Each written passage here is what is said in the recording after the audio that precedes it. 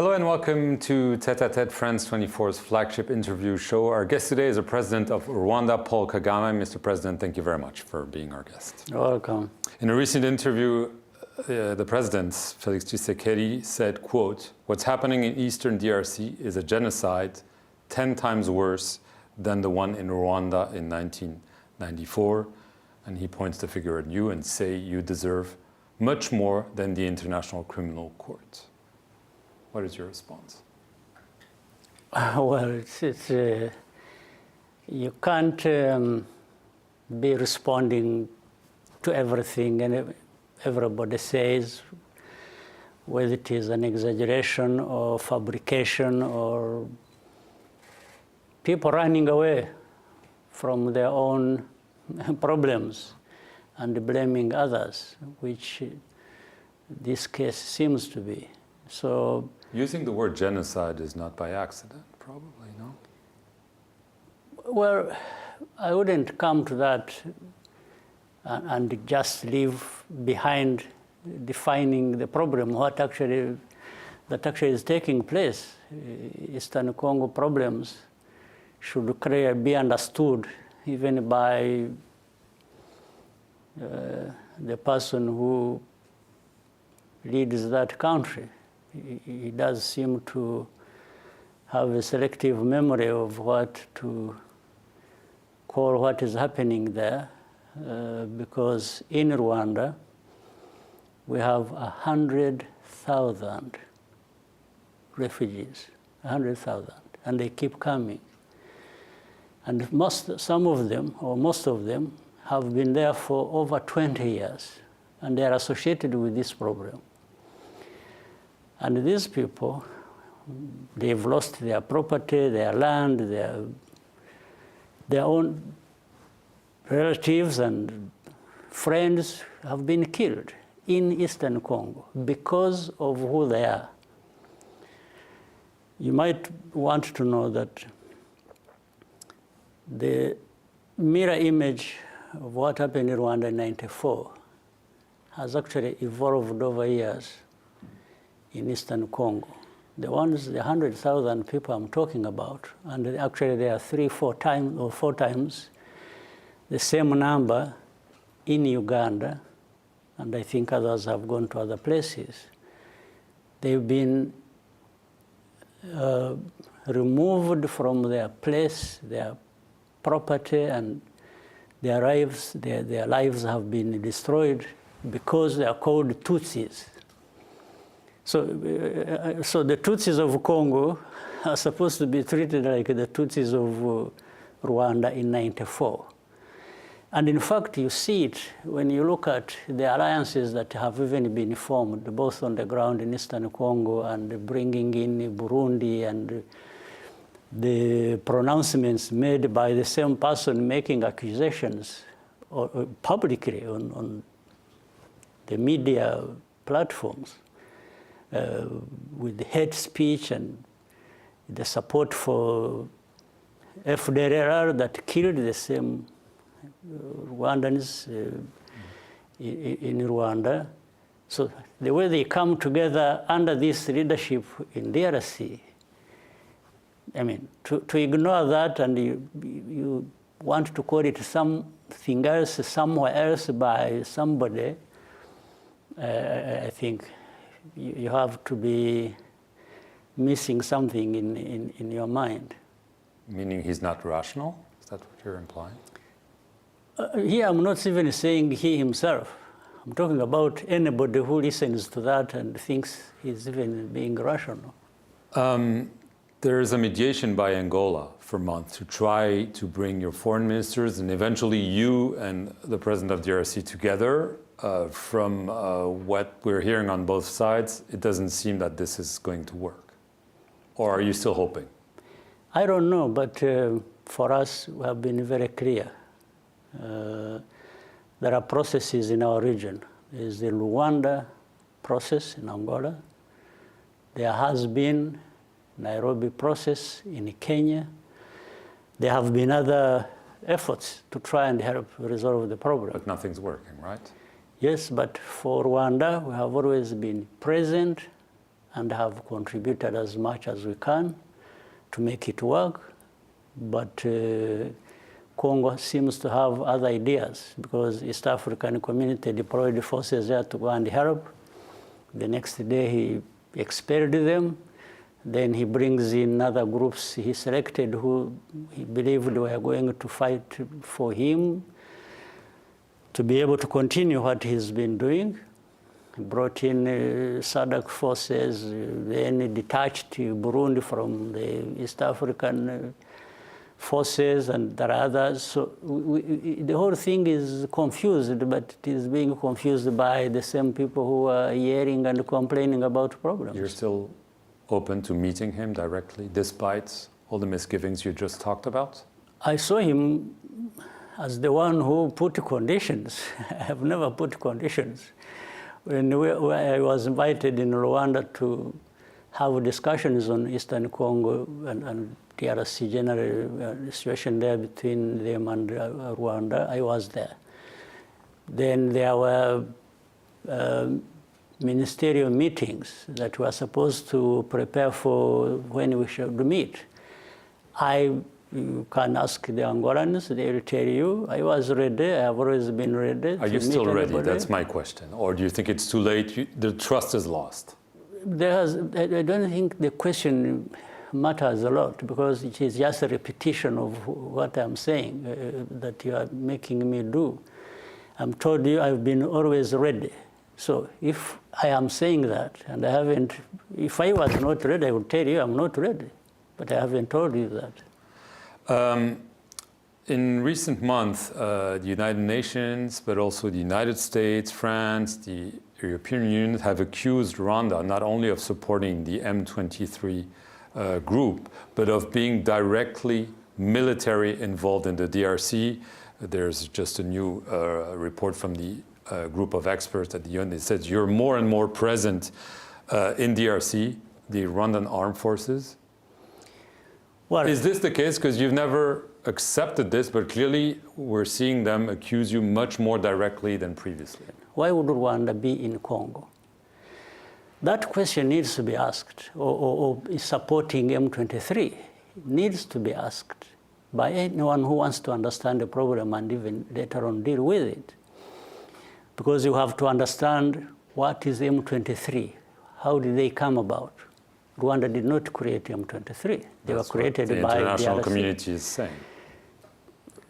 Creating M23? No, they are saying, I don't think I have heard them say we are the ones who created them. All they have said is that we are supporting them. And for me, the question is, we are supporting an entity that exists. Why? First of all, if it exists, why don't we look at the root cause of this problem?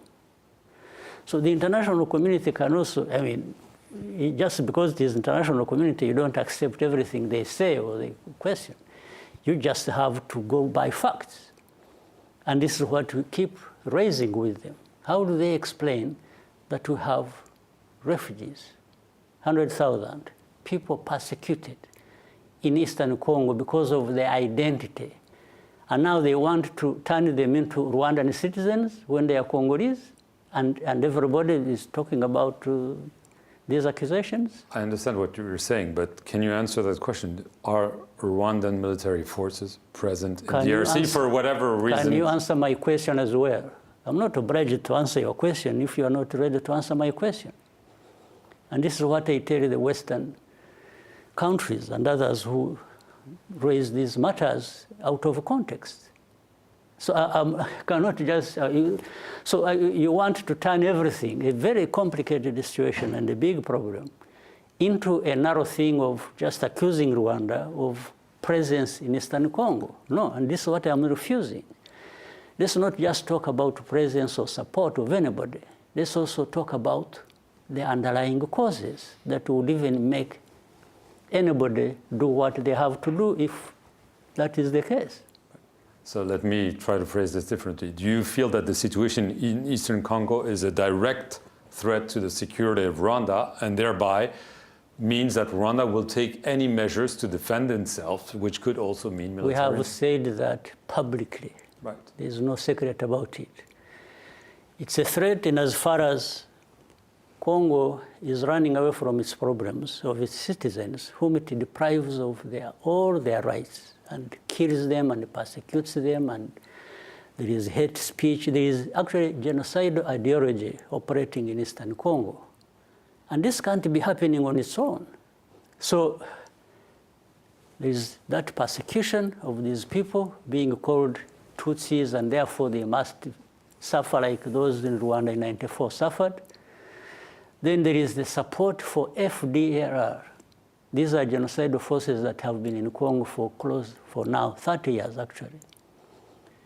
Now, what is this international community asking? Or what raised They've questions also are asked they the raising? Congolese government to take their distances and deal with the FDLR. What is that? I mean, do they have to beg them to do that? They are begging them. So in other words, they are telling Congo, solve that problem if you want, but if you don't want, we are still with you. Is that the case? So for us, from that, the question you are asked, is this a threat? Is that situation a threat to us? Absolutely. And shall we react to that in a manner we think fit to resolve that? No question about it. Is war with DRC a real possibility? Well, you referred to what President Tshisekedi was answering or raising as questions. Among other things, I think he has told you and others several times, even recently. He was talking about taking war to Rwanda and removing the government and blah, blah, blah, all kinds of things. Well, if somebody is saying that, and in this kind of situation, well, on one hand, you may think this person is bluffing or he has nothing else to say other than that. But at the same time, given our own situation and experience and history, we don't take anything for granted.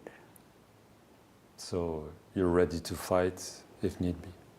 Whether this Eastern Congo situation and what comes out flows over to our territory or anything else, we are ready to fight. Because we are there as a result of having fought for our own rights and existence. There's no question about it. So we are not shying away from saying if anybody finds us or threatens us, I mean, it's not a secret. Are you afraid of Western sanctions because of the presence denounced of your troops in DRC? Let me tell you this. With our history, with all these things we are talking about, the way we have been shaped by these hardships and injustices, and it doesn't matter by who, we are not afraid of anything.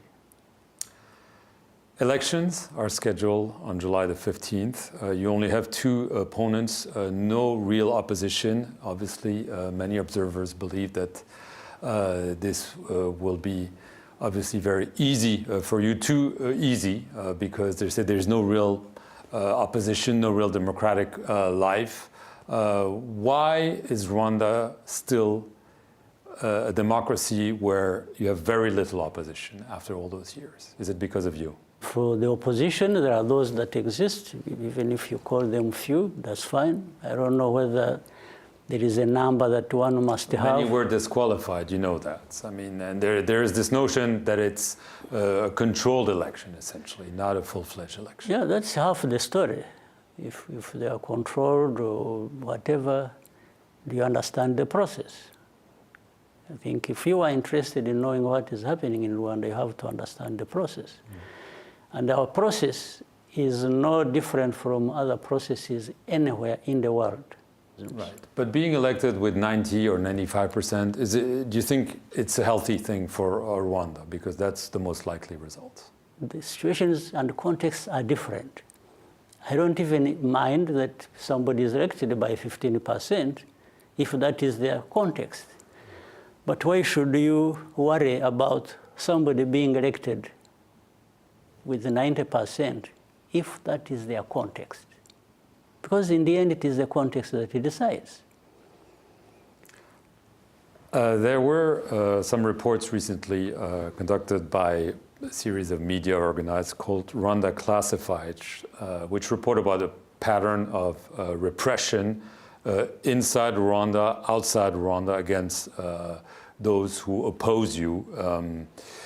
We don't obviously have time to cover everything. I want to touch upon the case of an investigative reporter, John Twali, who died in January 23, officially from a motorbike accident, according to the reports. Where? In Rwanda? In Rwanda, yes. According to the reports, there's suspicion that he was actually eliminated because of his work, his investigative work, because of his opposition. What do you make, this is an example of those reports who are essentially saying that you're behind a repression machine and sometimes a killing machine? What they are doing is not trying to be right and correct, and they haven't even investigated what you are talking about. But it shows where they come from. It's always an attitude, it's always arrogance, it's always, when it comes, even like we are sitting here, journalists from these countries will feel happy, you know, throwing mud at me and abusing me, literally insulting me, and in the end they pass for being heroes. So you deny all those allegations? No, answer my question, because I'm not supposed to be here in front of you answering allegations. You're not the judge, I'm not being prosecuted. Here we are talking about, we are reasoning, we are talking about journalism, we are talking about politics, and we have to have facts and evidence for what you are talking about. Paul Kagame, I want to thank you very much for being our guest today. And thank you for watching this show here on Friends 24.